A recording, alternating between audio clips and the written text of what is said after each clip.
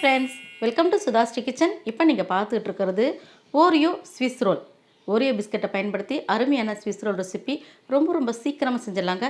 இது குழந்தைங்களே செய்யலாம், அவ்வளோ ஈஸியானதுங்க. இது ஒரு ஃபயர்லெஸ் குக்கிங் கூட. இந்த அருமையான ஸ்விஸ் ரோல் ரெசிபி எப்படி செய்கிறதுன்னு வீடியோக்களை போய் பார்க்கலாமா? ஓரியோ பிஸ்கட் 4 பேக்கெட் எடுத்திருக்கேன். இது எல்லாத்தையும் பிரித்து எடுத்துகிட்டு வந்துடலாங்க. இந்த மாதிரி எல்லாத்தையும் பிரித்து எடுத்துகிட்டு வந்தாச்சு. இப்போது பிஸ்கட்டை தனியாக எடுத்துக்கலாம். நடுவில் இருக்கிற க்ரீமை தனியாக எடுத்து இன்னொரு பவுலில் சேர்த்துக்கலாம். தனித்தனியாக இந்த மாதிரி எல்லாத்தையும் பிரித்து எடுத்துகிட்டு வந்துடலாங்க. அப்போ தான் நமக்கு ஈஸியாக இருக்கும். அடுத்தது இப்போ எல்லா பிஸ்கட் எல்லாத்தையும் நம்ம இந்த மிக்ஸி ஜாரில் சேர்த்துக்கலாங்க. மிக்ஸி ஜாரில் எல்லா பிஸ்கட்டையும் சேர்த்துட்டு நல்லா இதை நைஸாக அரைச்சி எடுத்துகிட்டு வந்துடலாங்க. இந்த மாதிரி நைஸாக அரைச்சி எடுத்துகிட்டு வந்ததை இந்த பவுலில் மறுபடியும் மாற்றிக்கலாங்க. எல்லாத்தையும் சேர்த்தாச்சு. இது கூட ஒரு ஸ்பூனுக்கு சர்க்கரை சேர்த்துக்கலாம். சர்க்கரை சேர்த்துட்டு நல்லா கலந்து விட்டுறலாங்க இதை. அடுத்தது இது கூட கொஞ்சமாக காய்ச்சி ஆற வச்ச பால் சேர்த்துக்கிறாங்க. பால் சேர்த்து நல்லா கலந்து விட்டுக்கலாம். நல்லா இந்த மாதிரி கலந்து விட்டுருங்க. தேவையான அளவுக்கு கொஞ்சமாக சேர்த்து நம்ம கலந்து விட்டுக்கணும். கை வச்சு நல்லா அமுக்கி பிசைஞ்சு சப்பாத்தி மாவு பதத்துக்கு இருக்கிற மாதிரி இதை நம்ம பிசைஞ்சு எடுத்துட்டோம்னா நல்லாயிருக்கும். நமக்கு கையில் ஒட்டுற மாதிரி இருந்துச்சுன்னா கொஞ்சமாக நெய் கையில் அப்ளை பண்ணிவிட்டு கூட இந்த மாதிரி பிசைஞ்சு எடுத்துக்கலாங்க. இந்த மாதிரி நல்லா கெட்டியான பதத்துக்கு நான் பிசைஞ்சு ரெடியாக எடுத்து வச்சுட்டாங்க. அடுத்தது இது அப்படியே இருக்கட்டும். அடுத்தது நம்ம க்ரீம் எடுத்து வச்சுருக்கோங்க இல்லைங்களா, அது கூட பால் பவுட்ரு ஒரு 2 டீஸ்பூனுக்கு சேர்த்துக்கலாம். சேர்த்துட்டு நல்லா கலந்து விட்டுக்கலாம். இது கூடவும் மிச்சம் இருக்குது பார்த்திங்களா பால், அதை இன்னும் கொஞ்சமாக சேர்த்து இதையும் நல்லா கெட்டியான பதத்துக்கு நம்ம கலந்து எடுத்துக்கலாம். இதுவும் நல்லா கெட்டியான பதத்துக்கு தான் இருக்கணும், ரொம்ப லிக்விடாக ஆகிடக்கூடாது.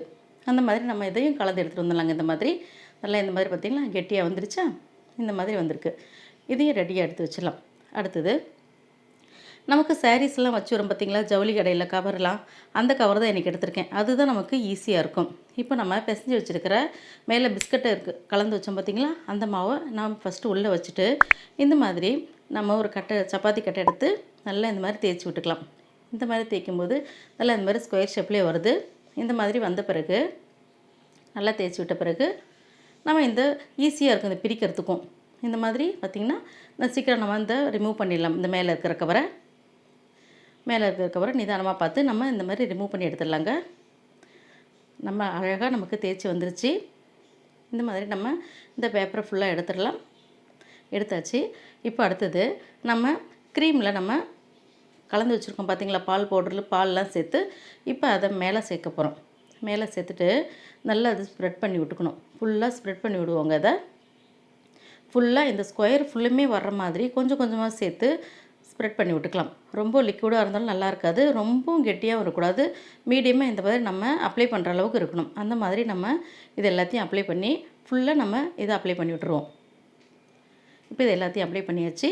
இப்போ அடுத்தது ஃபஸ்ட்டு இந்த ஓரமாக இருக்கிற பக்கத்தை லேசாக அப்படி ஃப்ரீ பண்ணி விட்டுட்டு நம்ம அப்படியே சுருட்டி விடணும்.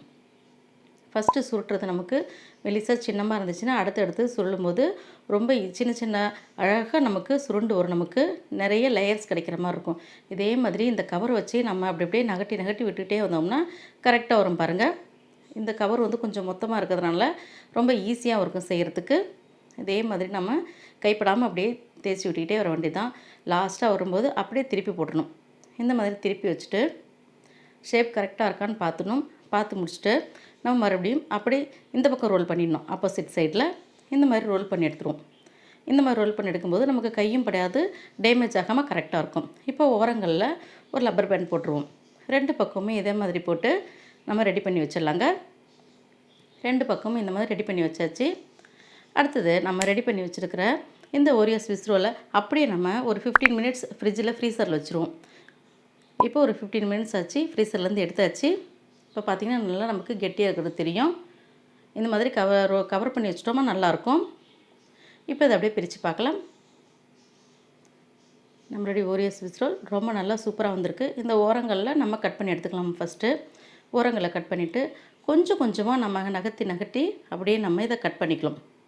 இந்த மாதிரி நமக்கு ஒரு இன்ச்சாக நம்ம கட் பண்ணி எடுத்துட்டோம்னா அழகான ஸ்விஸ் ரோல் நமக்கு ரொம்ப சூப்பராக ரெடி ஆகிடும். பார்க்கும்போது ரொம்ப அழகாக இருக்குல்ல. இது குழந்தைங்களே செய்யலாங்க, ஆசையாக செய்வாங்க. ரொம்ப சூப்பரானது. இது எல்லாத்தையும் எப்படி இருக்குதுன்னு பார்க்கலாமா? எல்லா ஸ்விஸ் ரோலும் ரொம்ப சூப்பராக ரெடியாகி வந்துருச்சு. அருமையான இந்த ஸ்விஸ் ரோல் நீங்களும் உங்கள் வீட்டில் ட்ரை பண்ணி பாருங்கள். நம்மளுடைய அருமையான ஸ்விஸ் ரோல் ரெடி. உங்களுக்கு இந்த ஓரியோ ஸ்விஸ் ரோல் பிடிச்சிருந்துச்சுன்னா சுதாஸ்ரீ கிச்சனுக்கு சப்ஸ்கிரைப் பண்ணுங்கள், ஃப்ரெண்ட்ஸ் அண்ட் ரிலேட்டிவ்க்கு ஷேர் பண்ணுங்கள், லைக் பண்ணுங்கள், கமெண்ட் பண்ணுங்கள். ஆரோக்கியமானதை சமைப்போம், ஆனந்தமாக இருப்போம்.